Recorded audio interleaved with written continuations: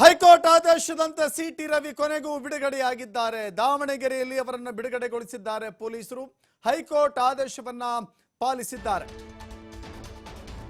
ಲಕ್ಷ್ಮಿ ಹೆಬ್ಬಾಳ್ಕರ್ ವಿರುದ್ಧ ಅಶ್ಲೀಲ ಪದ ಪ್ರಯೋಗ ಮಾಡಿ ಕಾನೂನು ಸಂಕಷ್ಟದಲ್ಲಿ ಸಿಲುಕಿದ್ದ ಸಿಟಿ ರವಿ ಕೊನೆಗೂ ಬಿಡುಗಡೆಯಾಗಿದ್ದಾರೆ. ದಾವಣಗೆರೆಯಲ್ಲಿ ಪೊಲೀಸರು ಅವರನ್ನ ರಿಲೀಸ್ ಮಾಡಿದ್ದಾರೆ. ಈಗಾಗಲೇ ಬೆಳಗಾವಿಯಿಂದ ಬೆಂಗಳೂರಿಗೆ ಬರ್ತಾ ಇದ್ದಂತ ಸಿಟಿ ರವಿಗೆ ಮಾರ್ಗ ಮಧ್ಯೆ ಒಂದು ಗುಡ್ ನ್ಯೂಸ್ ಸಿಕ್ಕಿತ್ತು. ಆ ಗುಡ್ ನ್ಯೂಸ್ ನ ಕಾರಣಕ್ಕಾಗಿ ಅವರನ್ನ ಅಂದ್ರೆ ಹೈಕೋರ್ಟ್ ಜಾಮೀನನ್ನ ನೀಡಿ ಆದೇಶವನ್ನ ಹೊರಡಿಸಿತ್ತು. ಸೊ ಮಾರ್ಗ ಮಧ್ಯೆ ಇದ್ದಂತ ಸಿಟಿ ರವಿಯನ್ನ ಬೆಂಗಳೂರಿಗೆ ಕರೆತರುವ ಬದಲಾಗಿ ದಾವಣಗೆರೆಯ ಪ್ರವಾಸಿ ಮಂದಿರಕ್ಕೆ ಕರೆದುಕೊಂಡು ಹೋಗಲಾಯಿತು. ಐಬಿಗೆ ಇನ್ಸ್ಪೆಕ್ಷನ್ ಬಂಗ್ಲೋ ಅಲ್ಲಿ ಕರೆದುಕೊಂಡು ಹೋಗಲಾಯಿತು. ಸಿಟಿ ರವಿ ನಿರೀಕ್ಷೆಯಂತೆ ಈಗ ದಾವಣಗೆರೆಯ ಸರ್ಕ್ಯೂಟರ್ಸ್ನಲ್ಲಿ ಸಂಭ್ರಮದಲ್ಲಿದ್ದಾರೆ, ಖುಷಿಯಲ್ಲಿದ್ದಾರೆ. ಮಾತ್ರವಲ್ಲ, ಇನ್ನು ಕೆಲವೇ ಕ್ಷಣಗಳಲ್ಲಿ ಸುದ್ದಿಗೋಷ್ಠಿಯನ್ನು ಕೂಡ ನಡೆಸೋರಿದ್ದಾರೆ.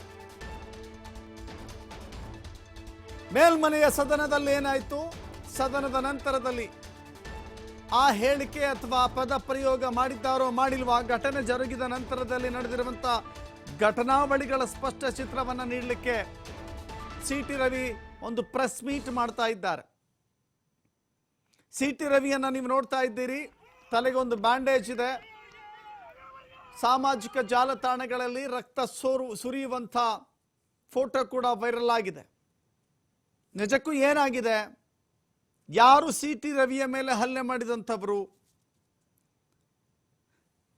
ಇಡೀ ರಾತ್ರಿ ಪೊಲೀಸರು ಸಿಟಿ ರವಿಯನ್ನ ಎಲ್ಲೆಲ್ಲಿಗೆ ಕರೆದುಕೊಂಡು ಹೋಗಿದ್ರು, ಯಾವ್ಯಾವ ಪೊಲೀಸ್ ಸ್ಟೇಷನ್ಗಳಿಗೆ ಸಿಟಿ ರವಿ ತೆರಳಬೇಕಾಯಿತು, ಹೀಗೆ ಎಲ್ಲವನ್ನು ಕೂಡ ಸಿಟಿ ರವಿಯವರು ಬಿಚ್ಚಿಡಲಿಕ್ಕಿದ್ದಾರೆ.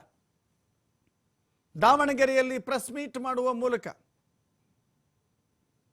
ಸಿಟಿ ರವಿ ರಾಜ್ಯದ ಮುಂದೆ ತಮ್ಮ 24 ಗಂಟೆಗಳ ಕಾಲ ನಡೆದಿರುವಂಥ ಘಟನೆಗಳನ್ನು, ಯಾಕೆಂದ್ರೆ ಈಗಾಗಲೇ ಅವರು 2-3 ಸ್ಟೇಟ್ಮೆಂಟ್ಗಳನ್ನು ಕೊಟ್ಟಿದ್ದಾರೆ. ಪೊಲೀಸ್ ಇಲಾಖೆಯನ್ನು ಬಳಸಿಕೊಂಡು ನನ್ನ ಮೇಲೆ ದೌರ್ಜನ್ಯ ಮಾಡಲಾಗ್ತಾ ಇದೆ ಅಂತ ಹೇಳಿದ್ರು. ಪೊಲೀಸರೇ ನನಗೆ ಹಲ್ಲೆ ಮಾಡಿದ್ದಾರೆ ಅಂತ ಮುಂದುವರೆದು ಹೇಳಿದ್ರು ಕೋರ್ಟ್ನಲ್ಲಿ. ಜೊತೆಗೆ ನನಗೆ ಪ್ರಾಣ ಬೆದರಿಕೆ ಇದೆ, ಜೀವ ಬೆದರಿಕೆ ಇದೆ ಅಂತ ಕೂಡ ಹೇಳಿದ್ರು.